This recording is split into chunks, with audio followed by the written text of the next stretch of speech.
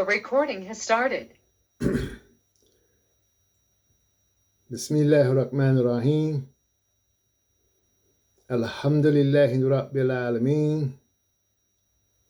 Wassalatu wassalamu ala rasulihi. Amma ba'du. I greet our listening audience, the students. Assalamu alaikum.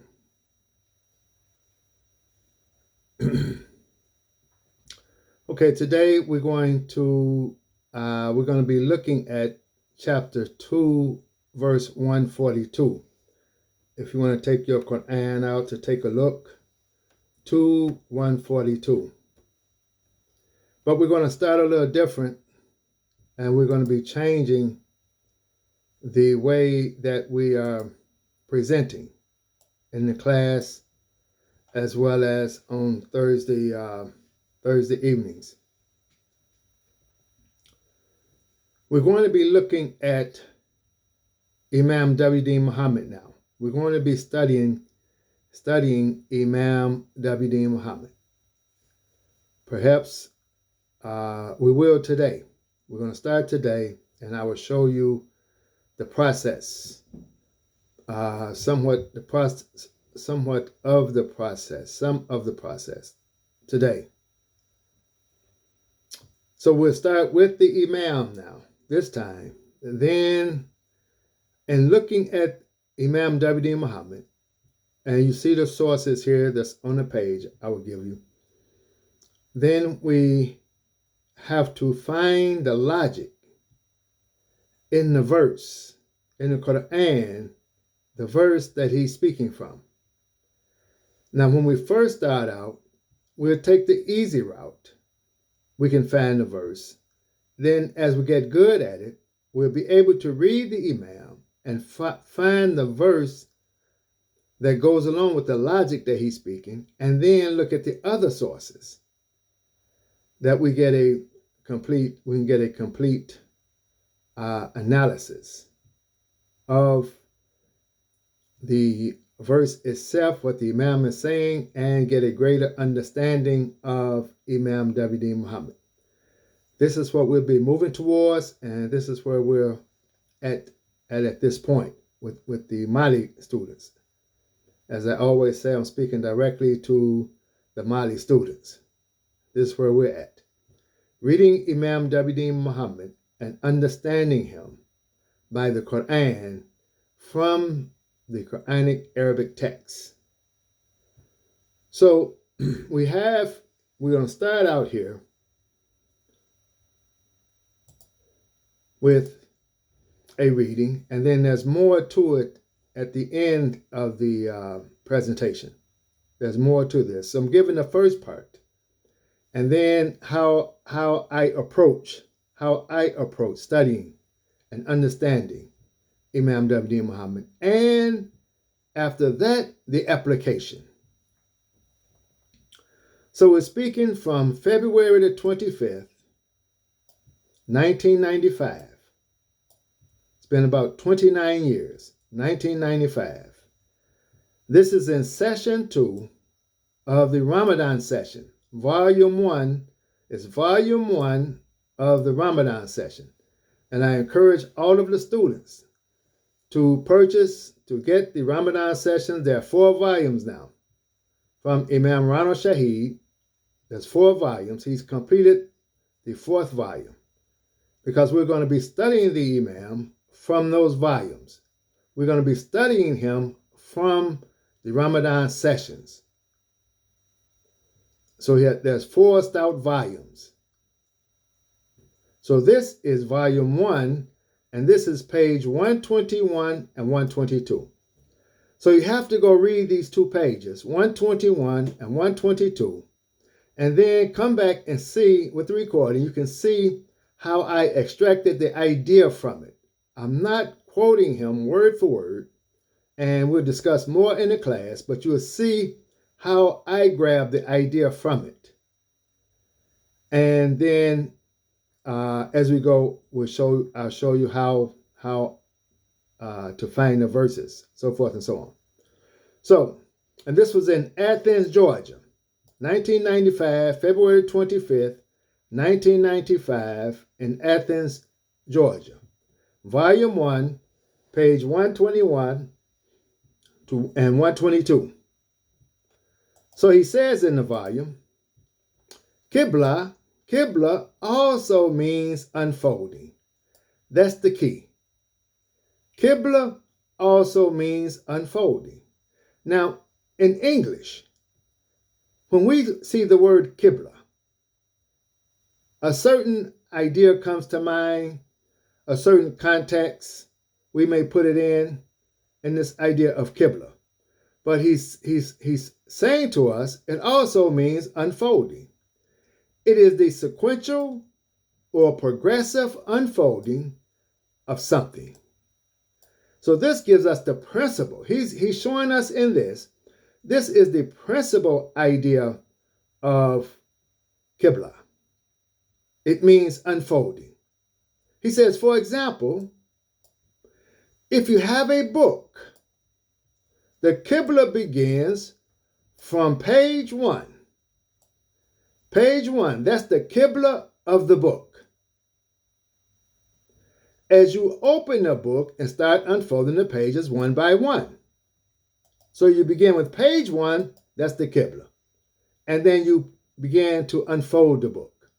Thereby, we can say that Al-Fatiha, based upon this principle that he's given, and this, you will see that I'm including this. That's why I'm not quoting, I'm including this. We can say that Al-Fatiha is the Qibla of the Quran. We can also say, and this is coming from Imam W.D. Muhammad, Adam is the Qibla of humanity. Because we start with Adam, and then from that point, humanity begins to unfold. That's the principle. That's the principle of Qibla. We start with Al-Fatiha. Al-Fatiha means the opener. It's the opener. That's where the opening begins.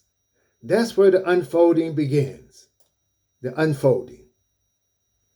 Yes. Now, so the first step, what I want to do, let me go and find the verses where Qibla is mentioned in the Quran. That's the easy way. And from one of those verses, well, I could look at all of them, but I pick one of those verses, and I should see the principle. And then we'll start there, and we have to study now, we have to research, and see if we see the principle of Qibla that he's mentioning here, along with the other sources that we're going to be using. That's how I would do it. So the other way we were doing it, we read the verse first, then I showed you how to go to the library and research the library for the logic of the verse that's in the writings of Imam W.D. Muhammad. And as students, you will see all of you will come back. You may come back with different presentations or different writings from the Imam. Everyone doesn't come back with the same writing. The same here. You take the word Qibla and you research the Quran for the word Qibla. All of you may not come back with the same verse. But however, you'll find the logic. What you will come back with is the logic of what he's speaking from that will help you understand what he's saying. Yes. And there are other sources we're going to be using during the month of Ramadan.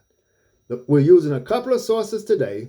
There are going to be other sources, which I'm going to show you the total package of Mali, of how we're studying, the method we're using in Mali. And the goal of it is to understand the writings, the teachings, understanding Imam W.D. Muhammad. That's the goal. In order to understand Imam W.D. Muhammad, you have to be able to read the Quran in Arabic. And you have to be familiar with the Quran. You have to get familiar with it in Arabic in order to understand. Yes. So we're starting on this road, on this aspect, this road, at this position today, understanding Imam W.D. Muhammad. Now, so the verse that I'm looking at is chapter 2, verse 142. And you'll see the principles and the concept of the Qibla and what I'm going to present in terms of its application as well. So it begins by saying, with Allah's name, the merciful benefactor, the merciful redeemer, the as-sufaha'u, because we're going to look at the meaning of this word, as-sufaha'u. They'll say the foolish. They say,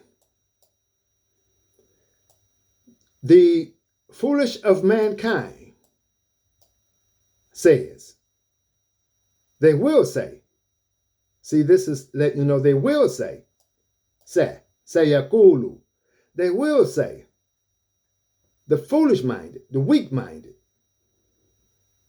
of mankind will say, what turned them away from their Qibla? This is the other word, two words, as-sufaha and al-Qibla. Qibla and as-sufaha. As-sufaha and Qibla. So what turned them away? What turned them away from their Qibla, which they were upon? They were given, obligated towards. They were orientated towards. And the verse continues. But this is the part of the verse we're going to be looking at.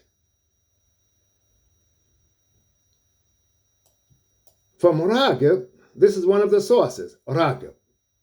Now, during Ramadan, because I'll take my time and go through all of the sources. During Ramadan, since Qibla as-sufaha is a key word, and Qibla is the key word that I've picked out, then we'll go and look in the Quran and we'll get a Quranic conceptual idea of as-sufaha. Also, we'll go in the Quran and get a Quranic conceptual idea of Qibla based upon the Quran in its wholeness. It's called Quran by Quran. During Ramadan, I'll show you the method of how by using Quran by Quran, how we can arrive at the conceptual idea of any word that appears in the Quran.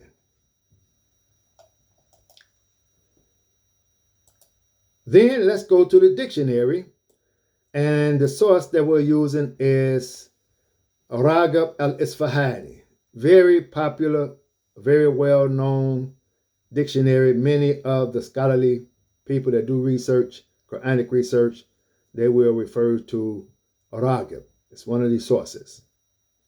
So he's saying that the word as-sufaha, it comes from the word as-safahu. As-safahu. The meaning, the original meaning, comes from the word as-safahu. So he's saying that this as-safahu, it is a weakness. A weakness or lightless or weakness in the body. So weakness in the body. And from it, it is said that a cloth is safi. I'm still using Arabic for the word. It's safi. Safi is from the word as-sufaha. These are different forms, but we're getting the meaning of it. We're getting the meaning even though it's different forms. we're getting the root meaning of As-Sufahad. So when it is said that the clothes is Safi, that means that it's bad weaving, bad stitching, bad weaving. It's not weaved too tight. This is giving us the meaning, the original meaning of As-Sufahad. It's a weakness in the body, or in a figurative sense, metaphorical sense, what have you. It's a bad weaving in the clothes. And it is used when we speak of the weakness of a person or the weakness of the soul, according to it having a deficiency of the intellect. Yes. Now we could go back and say a weakness, a deficiency in the intellect. We could say there's a lightlessness in the intellect, weakness in the intellect. Then we can create the metaphor, the figurative speech, and say you're not weaved too tight. I took the meanings here and see how I used them. It's giving us the principle of the As-Sufahad. Someone that's not weaved too tight in the mind. And they're deficient in the mind, in not only in worldly affairs, but also in spiritual affairs. They're weak in both. Practical affairs, everyday practical affairs, as well as spiritual affairs.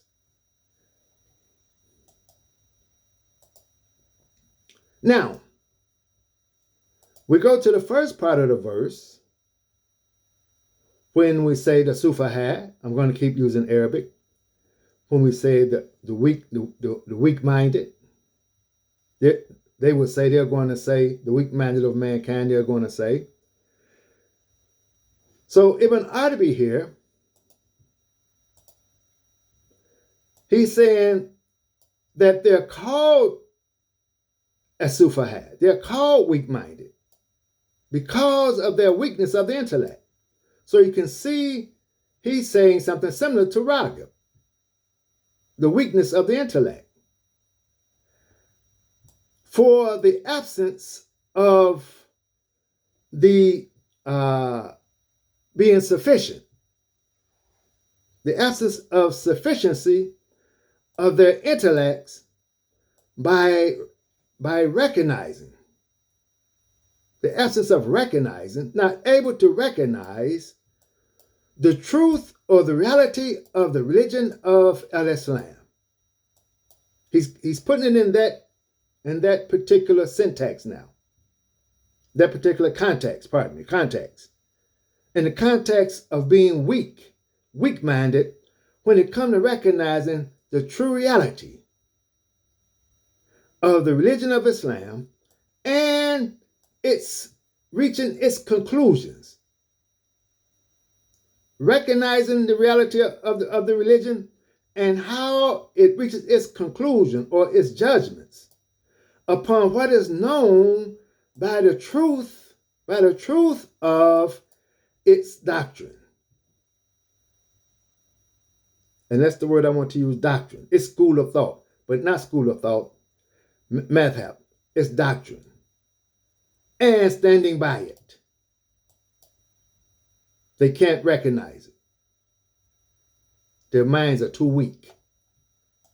Keep this in mind. This is all in context of what we're going to be talking about tonight. Now, that's the first part. The second part, looking at the idea of Qibla. Ragib, he defines, he's given the root word, the internal noun as Qablu, to Qibla, Qablu.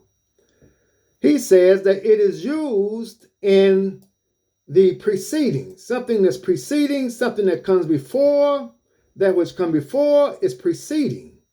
Like the Imam is saying, it's the first page of the book. it's the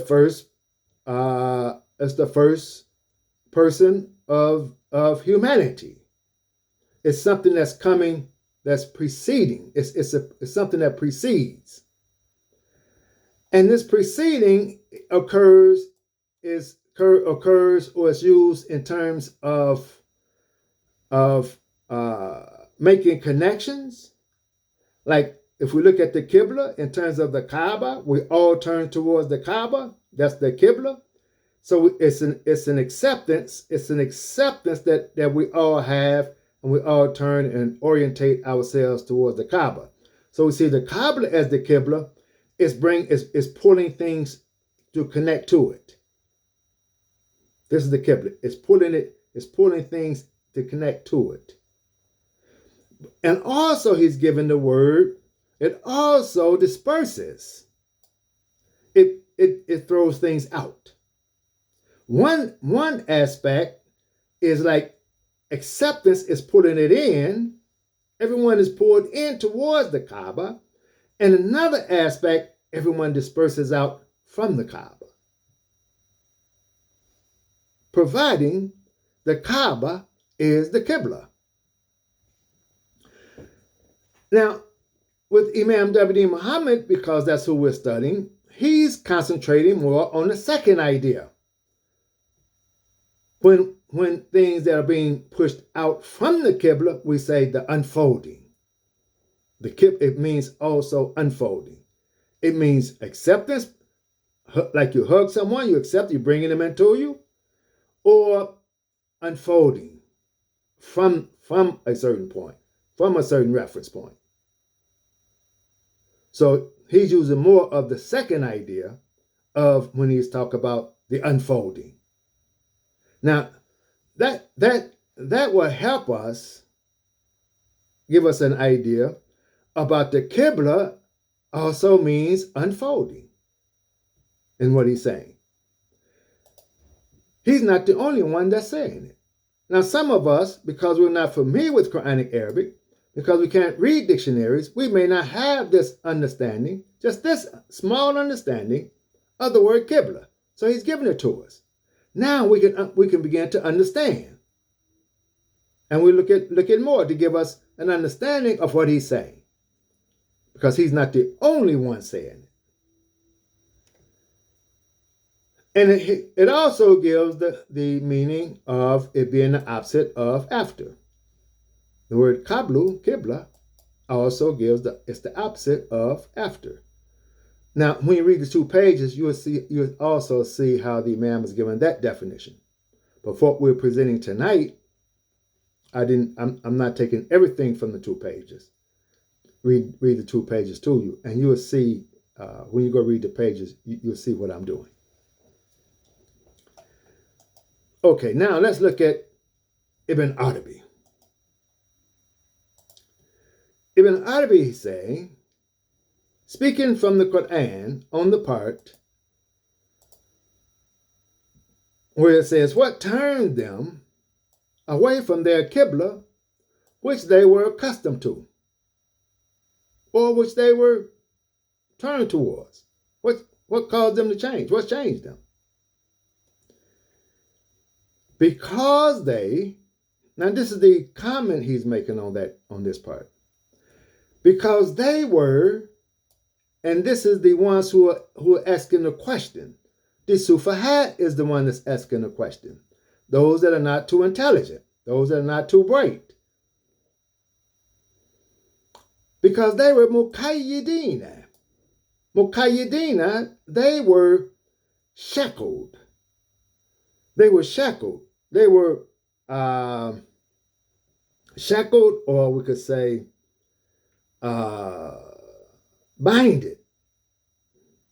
They had binded themselves to a certain direction, and they would not accept any other direction except the one they had shackled themselves to, meaning that they were not flexible enough in mind to change the Qibla,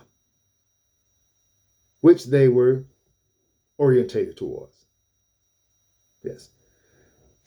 Meaning given an idea that they were not, since Al-Fatiha is the Qibla of the Quran, they were not accustomed to reading another book that has another Qibla,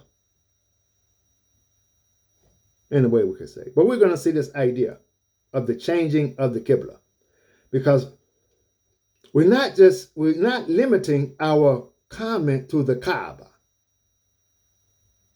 We're looking at the principle of Qibla. And in this principle of Qibla, and what we're going to present today, in respect to fasting. Let me mention, we're going to be talking about fasting and sighting the crescent. Fasting and sighting the crescent. That's what we're talking about.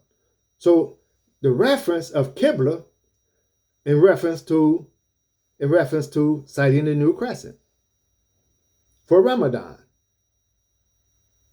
I have to apologize. I should have mentioned that in the beginning. Maybe it would be easier for you to follow me. Because these verses has to go along with the idea, the concept and idea of sighting the new crescent. Yes. So when we're sighting the new crescent, it's not always the same Qibla. So these weak-minded,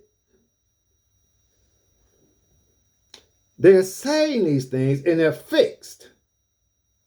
They're fixed to one idea because they do not know the oneness, the sufficient oneness when it comes to directions, in that wherever you are, wherever you turn, whatever direction, Allah is there.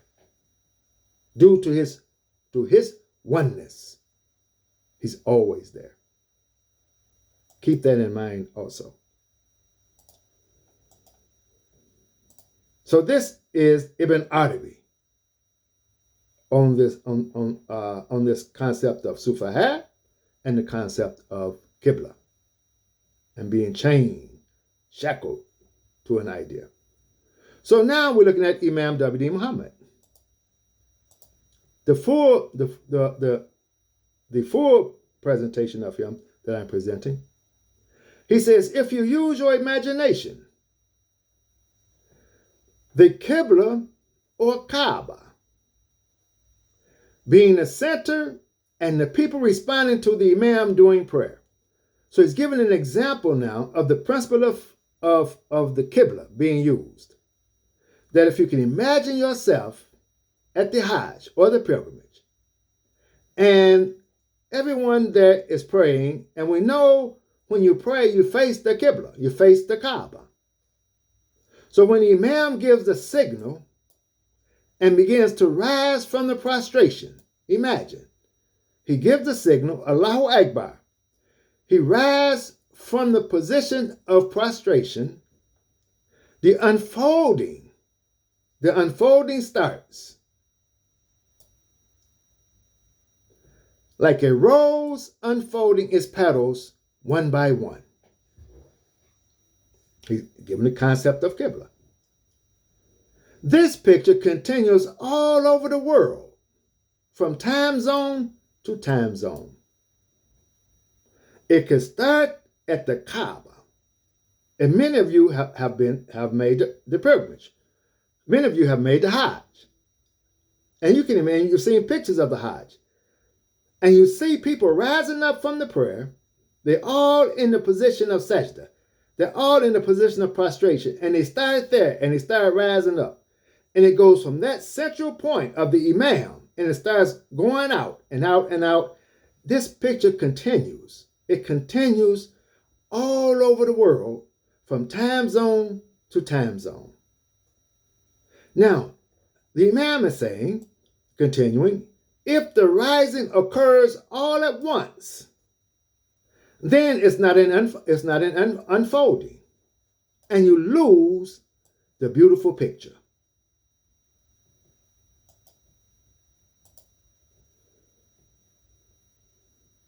So he says, for the prayer, we do not all stand when Saudi Arabia prays. When they pray, we don't all stand at the same time. When they start praying, we don't stand. We have to wait for our time to rise in the prayer. Likewise, it is for the sighting of the crescent and fasting.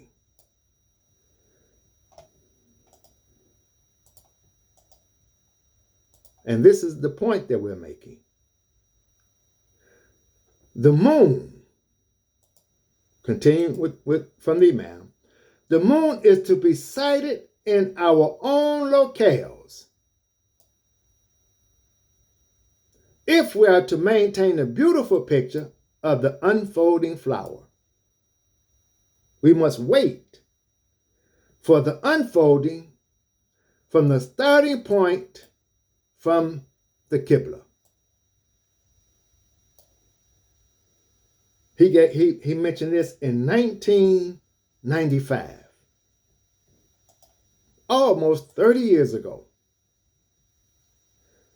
So, not boasting, let's see if we can understand what he's saying, because this is not what we practice. Then we have to work to put it into practice. Yes, to apply it, to give it application. We look at the Quran and sources so we understand the Quran. We can read the Quran to help us understand the Imam. Then the next step, we apply it. Now let's look at this idea of unfolding and the sighting of the crescent.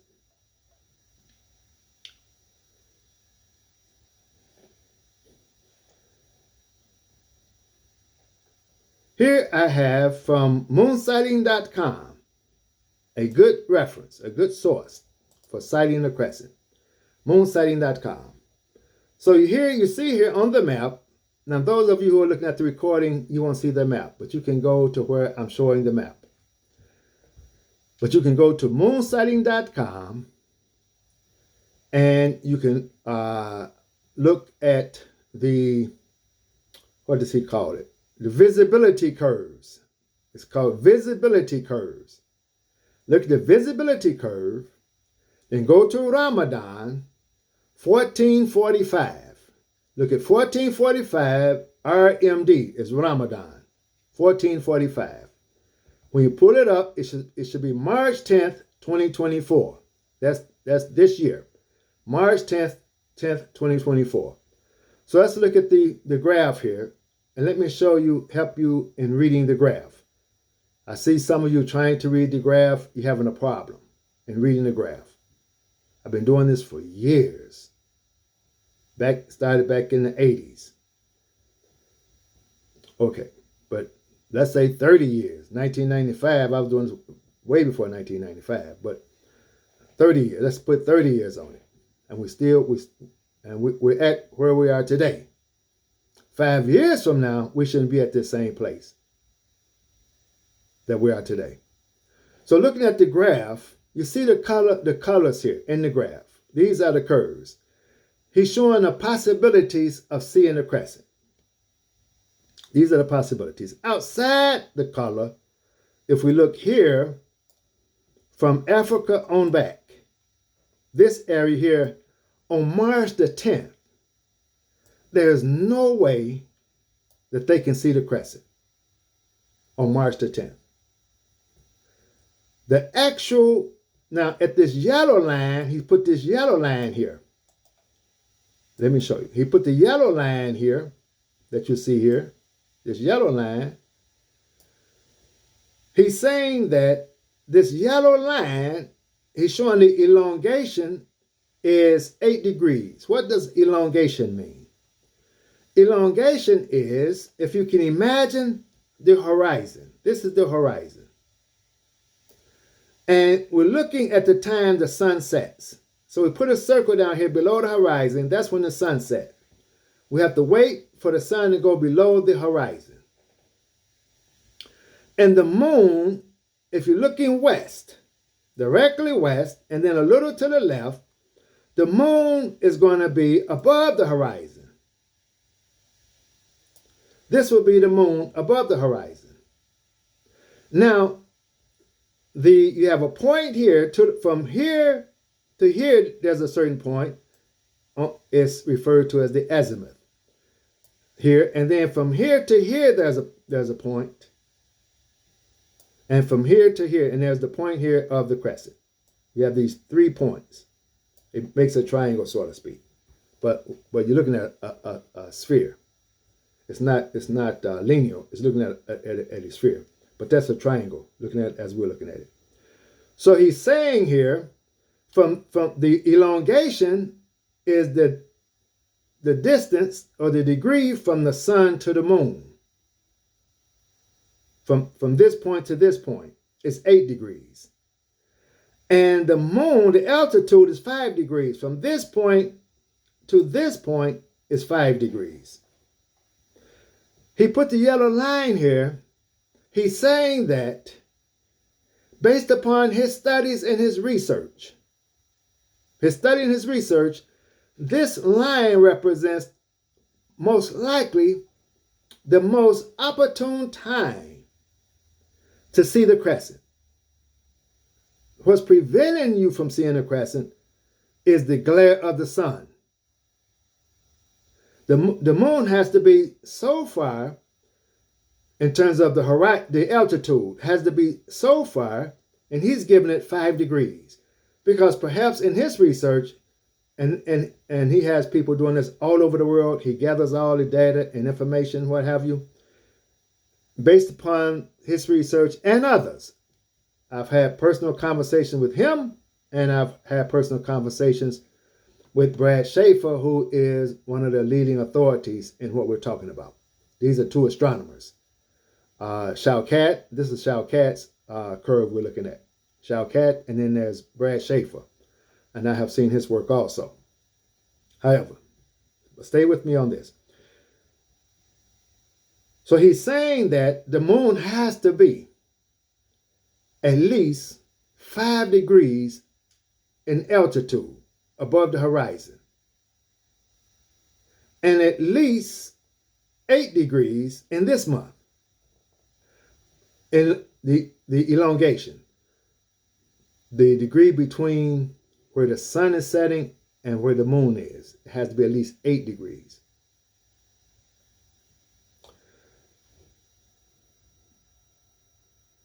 In certain instances, it's not going to be this way every month. It may be, now, if I recall, it's been a long time. Speaking with Brad Schaefer, he gives about 6 degrees. It could be 6 degrees both ways. 6 degrees in altitude, 6 degrees in elongation. The same possibility is there. Now, for us, this would not be our Qibla. This could be the Qibla for those who have the high-powered telescopes that's built in a way to bypass some. I'm just saying. I'm just guessing. I don't know. I'm not an astronomer, but they would have to have something that would get them beyond the glare of the sun, and a strong telescope in order for them to see that. That would be their Qibla. I could say the Qibla of the scientists, but not the Qibla for the common man, because the common man doesn't have telescopes of such nature. So we wouldn't start Ramadan if one of the scientists see the crescent and reported he saw the crescent. We don't have to start and use that starting the crescent, not the common man. I'm going to show you the Qibla for the common man, because it's a ritual. We're going to take the knowledge that we have been given from the Quran, from the Imam, from the sources, Ragib, Ibn Arabi. That's just a few sources we're looking at. And then we're going to put it in a ritual form. And the saying of the prophet, put it all together. Now, I may not be following the customs, I'm going to say the customs. I'm following the tradition of the prophet. I'm not following the customs of what other people do. I'm free. And I'm going to free some of you all if you only knew that you were Muqayyideen, that you were shackled to one Qibla. I'm going to help you free yourself. Now that's that's the yellow. In the red here, this red, if you look at the key he's given to the graph here, he's saying the red is visible with optical aid only. Again, we're talking about high-powered telescopes or high-powered binoculars. You would have to have that. You can't see it with your eyes. The common man who goes out and look in the sky, the only aid that he has is a pair of glasses. Like I have glasses. It's going to aid me. Glasses is something that's common, meaning that everybody has glasses, we could say. So you can use glasses. You have glasses. You're not going to see it. Glasses is not going to help you. That telescope that you bought from Walmart, it's not going to help you. So the common man doesn't have the equipment to see it in the red.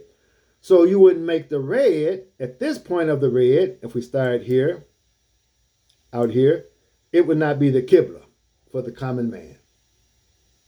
Because that's not where that's not where the unfolding began for us. As I was saying, when we make it a ritual, when we make rituals in religion, customs in religions, what have you, we want to make it so that it's in the hands of the common man. It's not in the hands of a few. Rituals in religion should not be put in the hands of a few, and then the majority have to depend upon that few to tell them when or when not to perform a ritual. It should be taught that the common person can grasp it. That's the religion of Islam. Like I put here, common knowledge. Common knowledge that's available to all. That's what we mean by common knowledge. Common knowledge is that knowledge which is available to everybody. And the only reason you don't accept it, perhaps you're not interested, or perhaps you're one of the Sufaha. You're a little light in the mind. In Islam, we don't have a priest class in this religion. We really don't have Brother Imam going to tell us everything to do. No. The knowledge has to be a knowledge that's common to all, not just to Brother Imam, who sits in his chair and wait for someone to tell him it's been sighted. Like the cow sits out in the pasture and eat all the grass. And grass should be common to everybody. Everybody should have access to grass.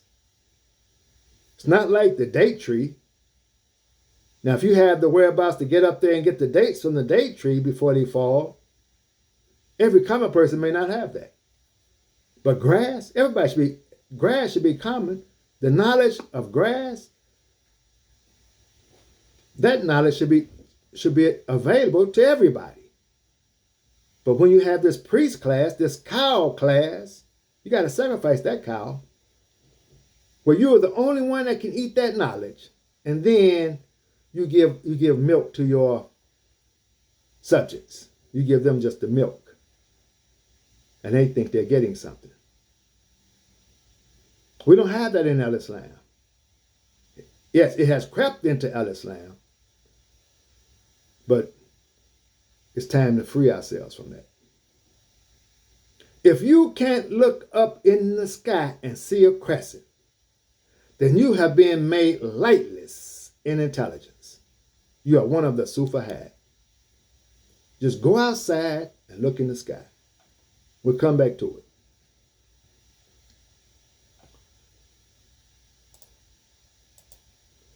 Now, if it's in the gray, he's saying there's optical aid to find the moon.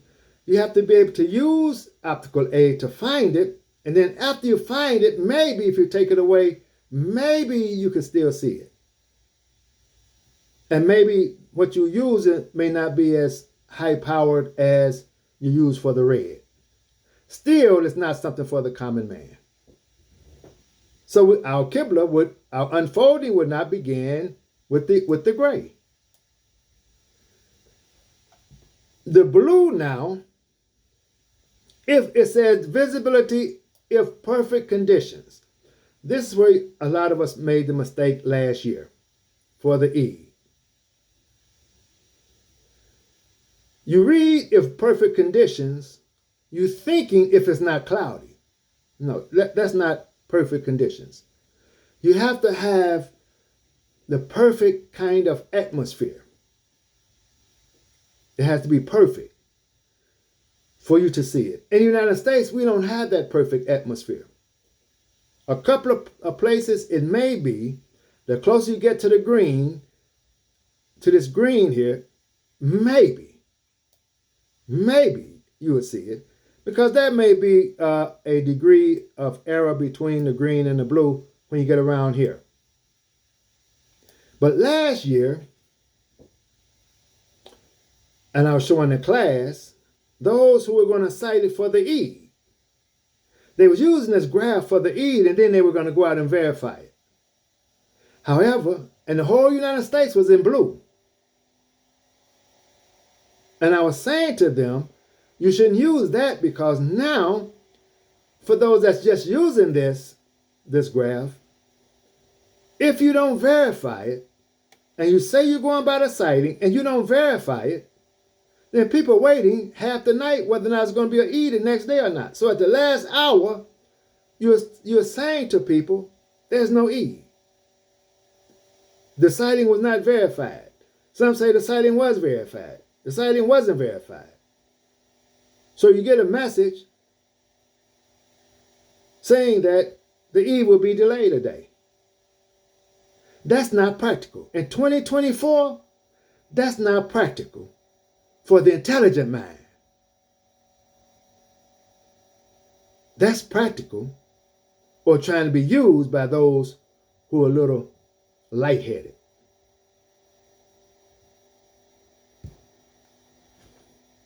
We shouldn't be acting like that with all of this that we have now. We shouldn't be acting like that in 2024. Don't know if the Eid is going to be the next morning or not. And expect for the common man to have made all preparations for if it does or if it doesn't. No. Now, you won't be able to see it. So you don't use the blue. You don't use the blue as the Qibla. Now, when it comes to the green starts here, out here in the ocean. It starts here, this day. The green, when it's in the green, in the United States, throughout the United States of America, when it's in the green, and this is throughout the world, not just the United States, the common man throughout the world can go outside, look in the sky, and see the crescent when it's in the green. Not the blue, not the gray, not the red. And that's where the unfolding begins. It begins there. And it moves west. The unfolding starts back here. That was the point I just showed. On the next day, the unfolding starts back here. That's where it starts. That's the Qibla. That's the Qibla in March. That's not the same Qibla every month or every year for the sighting of the crescent and the unfolding. Once we understand the principle of Qibla, now the application of that principle. Yes, the Kaaba is an application of the Qibla, but this is also an application of the principle of Qibla when it comes to sighting the crescent. Opening a book is an application of the Qibla when you start from page 1. Opening the Quran is a concept of Qibla. We have the concept of Qibla when you start with the opener, Al-Fatiha. So this becomes the Qibla of this month, this point here. And as you can see, the more that it moves west, the graph, the circle, it gets bigger. The countries down here that's in the blue, if they follow this graph, if they followed it, they wouldn't fast. They wouldn't start that fast because they're still in the blue. I'll show another graph of this. And as you move more and more west, here in the United States, this year, everyone in the United States, every common person, every everyday common person can go outside, look in the sky after the sunset. Look about 10 minutes. You could probably, the way it is now for this month, you could probably look 15 minutes. And you can see the new Crescent of Ramadan. You can witness it yourself. If you go and look, and you may see, I don't even look at the calendars anymore for this. You may see the moon is born. The moon is born. The new moon is Sunday, March 10th. But it's at 9 o'clock. 9 o'clock, that's the time. That's the clock in London. The time starts in London. And the time zones are based upon that position.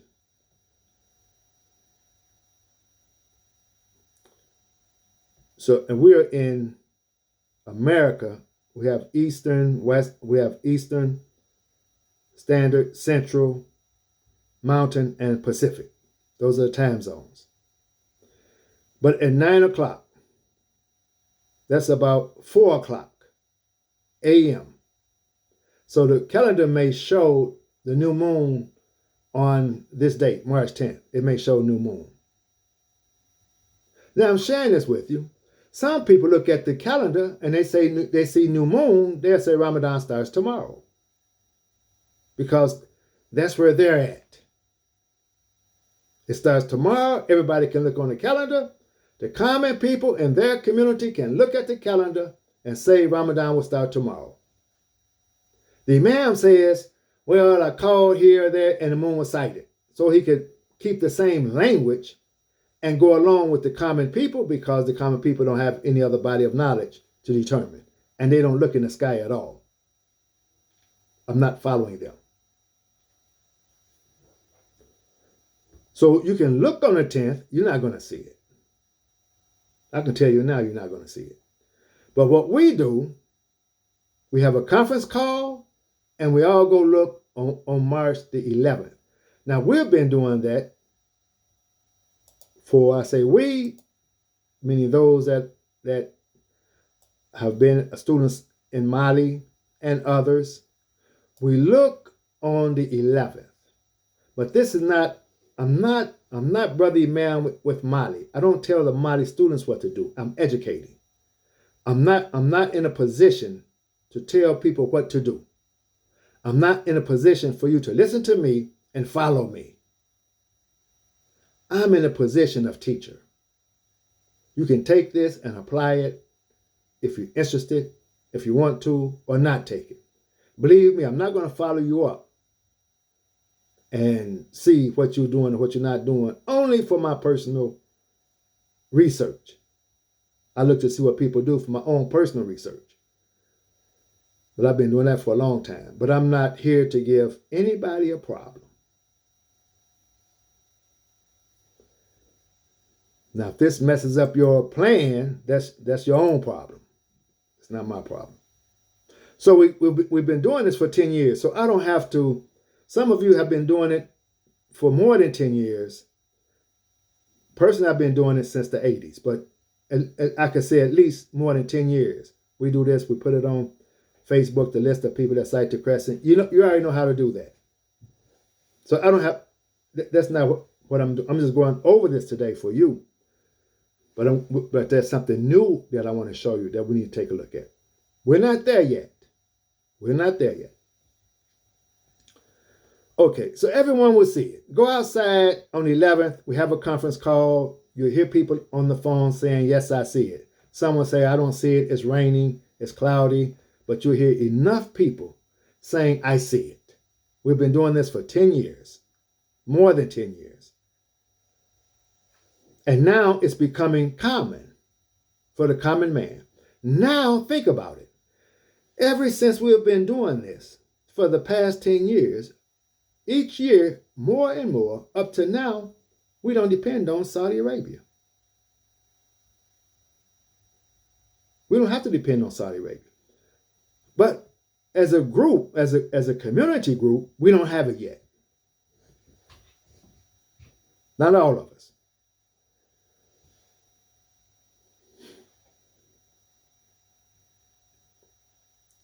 I'm going to share with you because we're studying Imam W.D. Muhammad now. We're studying Imam W.D. Muhammad. So he says to me, because I had this interest a long time, I'm going to make an announcement, and I want you to hear it. And in the conversation, he's saying, all I want you to do is teach and keep teaching. And soon, don't worry, they'll be following you. Just don't give them a hard time. And don't worry about being over them. Don't worry about that. Don't worry about certain things. Just all you do is just teach. That's all you do. So I hold no positions over anybody in anything. I just teach. You come to learn Quranic Arabic, I teach. I teach, I teach, I teach. You hang up the phone, go your way. I don't follow you. You come back, now you will be drilled, but you will learn, and I just keep doing it. I can say that now because I can put it on my resume. Because I've done it. So I can put that on my resume. Now, some things I can't put on my resume because I haven't done it yet. You don't put things on your resume that you haven't done, no matter what anybody says. But if you do it, then you can put it on the resume. So I can put it on the resume. And then you could say, that makes sense. Because he mentioned, he said, when I give you something, he said, I don't worry about it because I know it'll stay in your hands and I know you will do it. Okay. Now you see what's driving me. And you see where we're at. Understanding Imam W.D. Muhammad. That's where we're at. It took us how long to get here? It took us a while. How long to get to this moon sighting? Over 10 years. Okay. Everyone is going to see it. We see the crescent because what we're going to do, we're establishing a custom based upon the tradition of Muhammad the Prophet. I'm going to put it that way. And for the next 5 years at least, it'll be no problem starting the month of Ramadan. So we have 5 years. See, when you're a leader, you have to look down the road.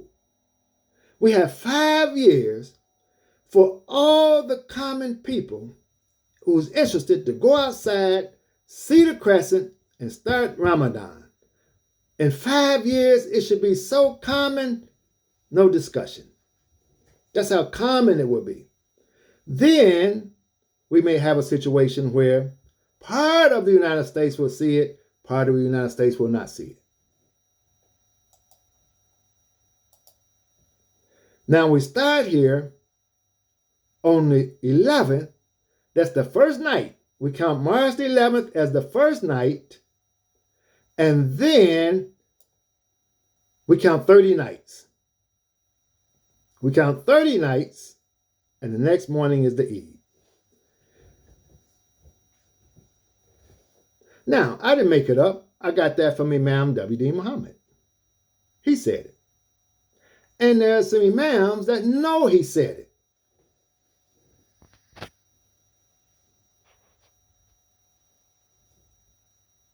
But I don't give them a problem. And I've been saying it the whole time. Cited, count 30 nights. The next day is the Eid. And we're going to look in the Quran sometime between now and Ramadan and look at the reference, the Quranic reference for what we're saying. See, there's a Quranic reference for everything that we're saying. We'll show the Quranic reference for it. But believe me, I'm not following. I'm not just following people blindly. I'm not following them. I'm free. I'm speaking like a free man now.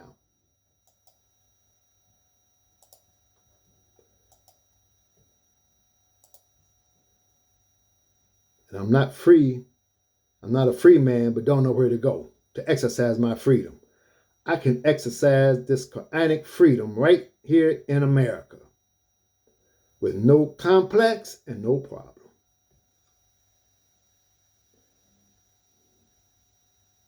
If anyone interrupts my freedom, I'll call the police.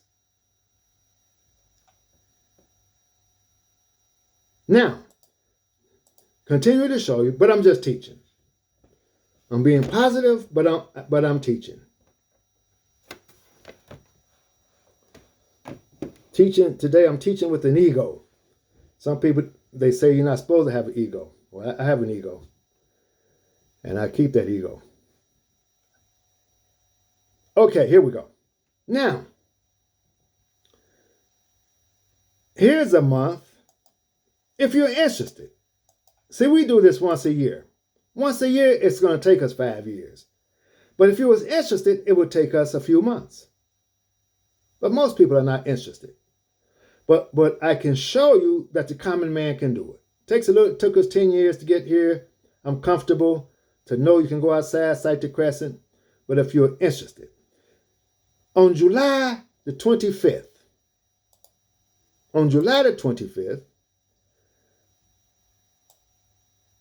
this is 2025. So that's next year. Now, I'll wait with you till July 25th, 2025. This is just one I picked out, 2025. On July 25th, 2025, up here in Michigan, here's Michigan up here. It's in blue. I have enough experience to say I won't see it. It's very unlikely that I will see it. So I'll go look. Someone down in here in Florida, you go look. Someone in one of the southern states. See, it's cut in half going this way. You look. Let's see who see it that's in the blue. Michigan, Minnesota, maybe even Chicago. Along here, but look some months so you know you do see it. You know what you're looking at. Then you go in New York, New England states here, maybe all the way down to the Carolinas, maybe. They're all in blue. You look to see who see it. See, we should have a moon sighting committee that was supposed to start back in the event was the Philadelphia Convention. I was told then to get with a certain person and start a committee for the whole country. And I was to show them this back then. This is in the 90s. Back then. It didn't happen. But I'm not here to give anybody a problem. Okay. We should still have a committee of people who are interested. It shouldn't be one person that knows this, but it's going to be more than one now because we have this technology we have now. Back then, we didn't have this technology. Everybody didn't have a computer. I had one, and I had this, but everybody didn't have it. So, but we can do that now. So what we would do, we would look when it's in the blue and see how many people see it just to verify this graph. So we'll be comfortable. I'm comfortable with it. And then we'll look at those that's in the green. We'll look to see how many of those can see it. the people can see it, that will make up the committee. Right now, we have committees of people that they don't look. And we would look and we will chart what we see. Then we write the application. It's called FIC. We write the application. The application will say that those who are in the green now, the Qibla starts here. It starts here and it starts spreading. It starts unfolding. You see it unfolds down here in South America. Up to this point, it starts unfolding and it starts unfolding. It starts here. It starts at this point in Africa. It starts at this point in Africa. Now, Egypt, they won't see it. But at this point in Africa, it starts. Now, because the people see it here in Africa, doesn't mean the people here will follow them. You mess up the beautiful flower. We want to have this beautiful flower and don't mess it up. So if anyone see it in the blue, if they see it in the blue, they can begin to fast. If they want to begin to fast, they can begin to fast or not. But for the common man, for those that want to use this graph, you would go back, the Qibla would unfold at the green. But just to check it, we'll check to see. But even though this will be red up here, we don't put the red things in the custom in the FIC in the application, because then we're depending on one or two people. That's where someone said if it's one or two people, we can accept that. Now we're talking about the common everyday people can see it, not depending on one or two, and not maybe not. We know with this technology, we know we can see it in the green. So if anyone's, and it's going to be more than one that see it. It's not going to be one, more than one. But for our own reference, you go look. Now, what would happen if this was the first of Ramadan? The people in the south, they would begin Ramadan one day.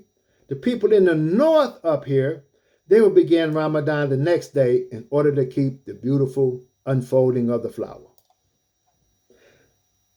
You don't have to start Ramadan, and you don't have to have the Eid the same day.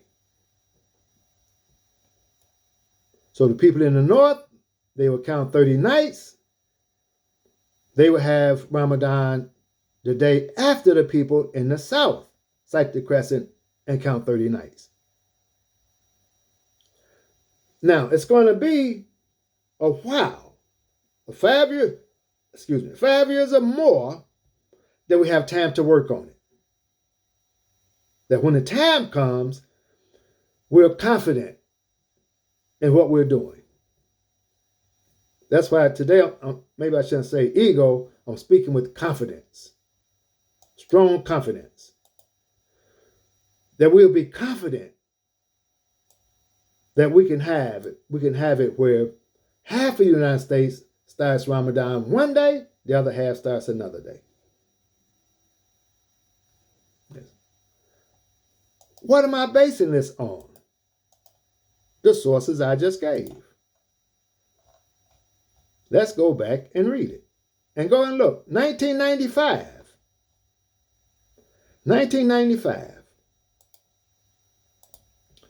The moon is to be sighted in our own locales if we are to maintain the beautiful picture of the unfolding flower.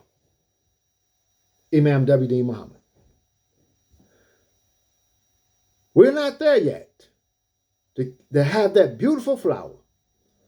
After a while, our locale could be in our own city. Our first locale right now, we mark the whole United States as our locale. We say our locale is the whole United States. That's our locale. But once you get the confidence, once you get the knowledge for the common people, and that's when when the common people know and have the knowledge, and you have the confidence, now you can have that flower. You're not waiting for California. You're not waiting for California to start or stop the fast in New York. You don't wait. If you don't see it in New York, sometimes it be like that. You don't wait to see what California says. You don't wait to see what San Diego says. No. But you have made this whole United States the locale. And what I'm saying is, we give ourselves 5 years, and then my locale would be just in Michigan. That would be my locale. It says Michigan won't see it. I go look, I don't see it. I don't worry about it. I'll wait till the next day. Because my locale is not the same locale as Florida on this month. San Diego see it. San Diego, they can begin their fast or what have you. But I wait till I see it. That's when you have the knowledge and the confidence. Right now, we don't have the knowledge and the confidence in the common people across the country. We've made progress in the last 10 years. Now, because we do this once a year, as I'm saying, it's going to take us another 5 years to gain this kind of confidence that I'm speaking of now. And we have the fulfillment, that we have the writing for it. So this is where the Qibla, this is our Qibla. Africa will be the Qibla. That's where the unfolding starts. And as it gets to us here, then we'll see. We'll wait till it unfolds. Here, I have to wait another day. The unfolding hasn't gotten to me. The petals of the flower is it's a flower. These right here stay unfolded until it comes back around, and then it unfolds. It doesn't unfold all at once. Okay. Now let's go back in conclusion. Common knowledge. We want to get to where we have common knowledge. The green is the common knowledge. Ya'muruna bil ma'ruf. Command by common knowledge. Ma'ruf. That knowledge which is known by the common everybody, the common man. And it's available to all. The green is available to all.